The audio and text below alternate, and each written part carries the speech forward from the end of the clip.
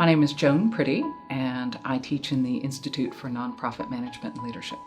In my former life, back when I practiced law and I worked at the Prisoner Legal Counseling Project, I actually found myself in a position very early on to be helping to teach clinical students.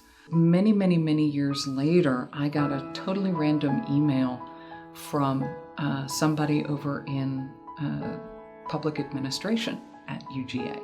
They had lost a faculty member and their advisory council had recommended me. Teaching has been a hobby then for all of these years since. I was fortunate to grow up in a family where volunteer service was a priority. I saw,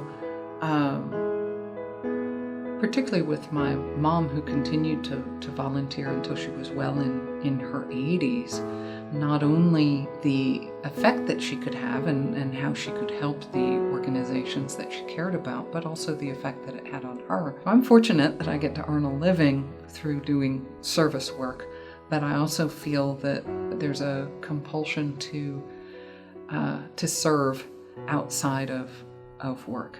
Well, my introduction to domestic violence work was when I was practicing law and representing indigent inmates in the criminal justice system. I certainly represented battered women who had killed or harmed their abusive partners and were incarcerated for that. I ran into a former colleague, and she was on the board of directors for Project Safe. And so I wound up applying to be the executive director. And that was in 1999. The issue of domestic violence is one that has been with us culturally since the time of Romulus and Remus. I mean, we can go back thousands of years. But we've only not only thought it was wrong, but thought it was something we could change and really do something about for about 45 years. So we've grown a great deal in the scope of our work, in the quality and array of services that we provide. I think I had worked 4 years before I took any real time off to take a vacation. If someone were to ask me, where in the world have you been? I would start by saying I've been all over the world. I've been to Asia, I've been to Africa, I've been to Europe, I've been to Central America and South America.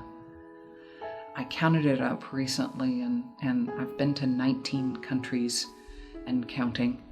The whole point of travel is to change yourself in some way, right? To not just have these experiences, but to learn something and perhaps change your perspective or your attitude or even your behavior in some way. The ideal student for me is somebody who, on the one hand, has a heart for charitable service, a real interest in the work that nonprofits do, but on the other hand has an openness about the ways in which that student might approach that work. There's a process of turning in your best effort, and if that effort isn't a work, then I'm going to explain what can be improved, and there's another opportunity to try. In my working life, it's not been about trying to follow a passion,